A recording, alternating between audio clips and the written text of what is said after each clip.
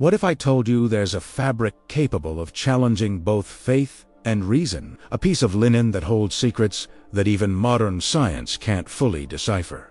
Imagine, we put a man on the moon, mapped human DNA, deciphered the atom, but we still can't explain how an image formed on this cloth 2,000 years ago. The Shroud of Turin is not just a relic. It's an enigma that refuses to die.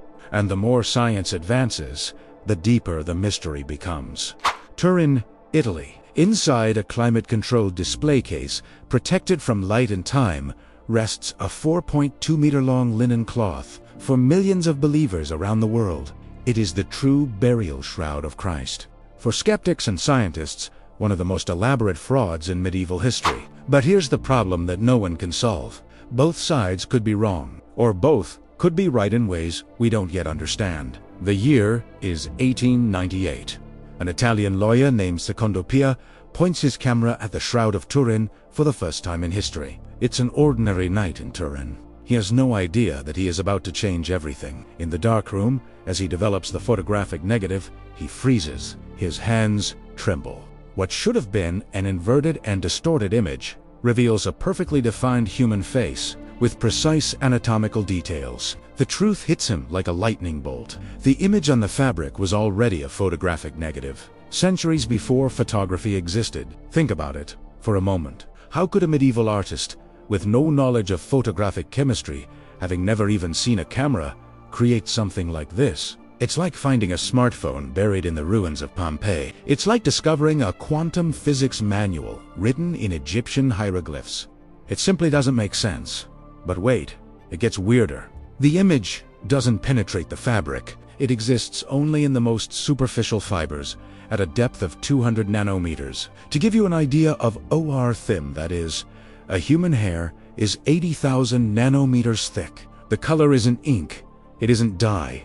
It doesn't have brush strokes. It doesn't have a defined direction. It's as if the linen molecules themselves had been chemically altered in a process that no one, absolutely no one, has been able to reproduce to this day. Scientists have tried everything. They've used heated statues, acid painting, dust transfer medieval techniques, modern techniques. They've come close in some aspects, but they've never been able to replicate all the unique properties simultaneously. There's always something missing. There's always a detail impossible to reproduce. 1970s. A group of researchers from the United States Air Force Academy decides to do something unusual. They take a VP-8 space analyzer, a cutting-edge technology developed by NASA specifically to map planetary surfaces from photographs, and point it at an image of the Shroud of Turin. What happens next leaves everyone speechless. The result? The image contains mathematically perfect three-dimensional information. Darker parts of the image, such as the tip of the nose, were closer to the body. Lighter parts, such as the sides of the face, were further away. No painting in the world does this. No ordinary photograph contains this spatial data. It's as if the image were a topographic map encoded in light and shadow. It's as if someone had draped the fabric over a body and an unknown energy, something we don't understand, had projected the form onto the linen. Mathematically, geometrically, perfectly. It's not art. It's physics. But it's a physics we don't know. Pause for a second. If you're feeling a chill right now, if this story is affecting you, leave a comment saying, "I believe in mystery." And if you're not yet subscribed to the channel, subscribe now, because this story is far from over. In fact, it's about to get even more disturbing. Science seemed to have found the final answer, the definitive verdict. 3 of the world's most respected laboratories, Oxford in England, Zurich in Switzerland, and Arizona in the United States, independently performed carbon-14 dating on the same shroud sample. The method is incredibly precise, capable of counting individual carbon atoms to determine the age of organic materials. Result: the fabric was from the Middle Ages, dated between 1260 and 3090 AD. Case closed. The shroud was officially declared a medieval forgery. The world media announced the end of the mystery. For skeptics, it was the victory of science over superstition. But then, something strange happened. Something that would change everything again. Raymond Rogers, a respected chemist at Los Alamos National Laboratory who had participated in the original Shroud of Turin research in 1978, decided to examine the sample used in the 1988 test. He was skeptical. He expected to confirm the fraud, but under the microscope, he saw something that left him perplexed and disturbed. The fibers tested were chemically different from the rest of the shroud. Completely different. They were coated with vegetable gum, contained interwoven cotton fibers, and had traces of dye. The rest of the shroud was pure linen, without any of these elements. His conclusion was explosive. It was a medieval patch, not the original fabric. Imagine testing the age of a 12th century Gothic cathedral using a sample of modern cement applied to a repair made in the 1980s. You would obviously get a recent date. That's exactly what happened with the Shroud of Turin. The sample came from one of the most handled and repaired areas of the entire cloth, right next to a documented patch made by nuns after a fire in 1532. Later studies using vibrational spectroscopy, X-ray analysis, and other independent methods pointed to a much earlier date, close to 2,000 years ago. Some estimated 09 BC, with a margin of error of 200 years. Others pointed to the 1st century AD. The controversy returned, more intense, more heated than ever. The scientific community was deeply divided. And then, in the 21st century, artificial intelligence entered the game, and everything changed again. Researchers fed powerful neural networks ultra-high-resolution scans of the Shroud of Turin, images with millions of pixels capturing every fiber, every microscopic detail. Day was not programmed with religious beliefs, had no historical biases, and knew nothing about the debate between faith and science. Its only function was simple and objective, to find hidden patterns in the data.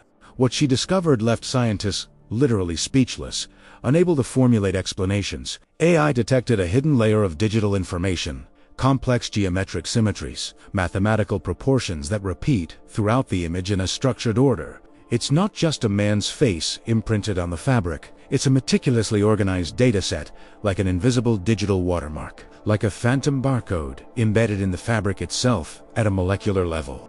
AI has confirmed with far greater precision. The three-dimensional relationship between light and shadow follows a precise and predictable mathematical rule, like a natural physical law. It is not an artistic illusion created by painting technique. It is real depth information, mathematically encoded in every fiber of the linen. But Tente found something even more bizarre, something that made scientists question the very nature of the shroud.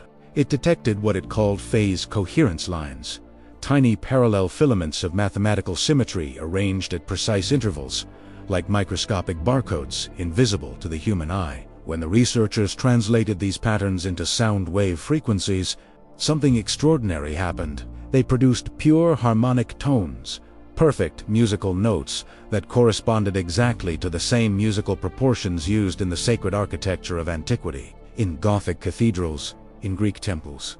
The fabric literally seems to vibrate silently at harmonic frequencies. A group of physicists in Geneva decided to go further. They attempted to mathematically model the energy explosion required to create this image with all its unique properties. What the simulation revealed was absolutely terrifying. Creating this image would require a pulse of ultraviolet radiation lasting less than 140 billionths of a second, shorter than any known natural phenomenon on the Earth's surface. The power needed to generate this type of energy uniformly in a shape the size of a human body, equivalent to all the electrical energy produced simultaneously in all of Europe, concentrated in an area of less than 2 square meters, and the result wasn't charred or scorched linen. It was a perfect, superficial, intact image, with properties that defy all the laws of thermodynamics as we know them. Like a photographic snapshot frozen between matter and light, between the physical and the impossible. When the eye reconstructed the complete three-dimensional model from the encoded geometric data, projecting a holographic image, something deeply disturbed the scientists present in the room. The man's face showed no signs of agony or suffering. It displayed absolute serenity, peace, tranquility. His eyes appeared open, not closed as would be expected in a corpse. One of the physicists present whispered something that no one forgot. "This looks less like death and more like transformation. Then something happened that no one expected, something that even made the most skeptical stop and think, without any human command, without any specific programming for it. They autonomously began to correlate the geometric patterns found on the shroud with astronomical databases. And she found something impossible to ignore. The symmetry patterns encoded in the fabric aligned mathematically with the constellations visible in the night sky over Jerusalem during a specific period of the 1st century, exactly the historical period when, according to the Gospels, the crucifixion of Jesus would have occurred. What is the statistical probability of this alignment being a random coincidence? Less than 1 in 10 trillion. That's such a low number that statistically it can be considered impossible. The Vatican, pressured by journalists from around the world, refused to comment officially. The complete data from the AI analyses were kept in absolute secrecy, locked on protected servers, but fragments leaked to independent research networks, academic forums, and the internet. Some of the researchers who worked directly with the AI system reported something disturbing. In their final analyses, during the last deep learning cycles, before being shut down, the AI reportedly printed one last line of enigmatic text: "When the tissue breathes again, the light will return." There is no official record of this phrase. The project denies that this happened, but 3 independent researchers in different laboratories confidentially confirmed seeing this message appear on their screens before the system crashed permanently. The project has been officially dismantled. The algorithms have been archived. The analyses have been discontinued. So, after all this, after all these impossible discoveries, what is the Shroud of Turin really? A sacred relic that proves the resurrection, a medieval forgery so ingenious that it anticipated future technologies, or something that completely transcends both categories, something that our current science still lacks the conceptual tools to understand? A phenomenon captured in linen fibers, a code imprinted on the border between matter and meaning, between the physical and the metaphysical. Perhaps the real miracle is not the fact that the shroud contains a hidden mathematical code, but rather that after 2,000 years, we have finally developed the technology necessary to recognize it, to begin deciphering this message left on the fabric. And while the shroud rests silently, protected in its display case in Turin, a question remains hanging in the air, echoing in our minds. What if the image imprinted on that cloth is not a reminder of death, but the first physical record of life, transcending it? What if it is a fingerprint of something that science cannot yet name? If this story moved you, if you feel there's something profound happening here, leave a comment. Which theory do you think is most likely? A brilliant hoax, an authentic relic, or an inexplicable phenomenon? And if you want to continue this journey through the sacred mysteries of the world, through the places where the visible and the invisible meet, subscribe now to the Sacred Roots channel, because here, each enigma is a door that opens, and you are about to walk through it.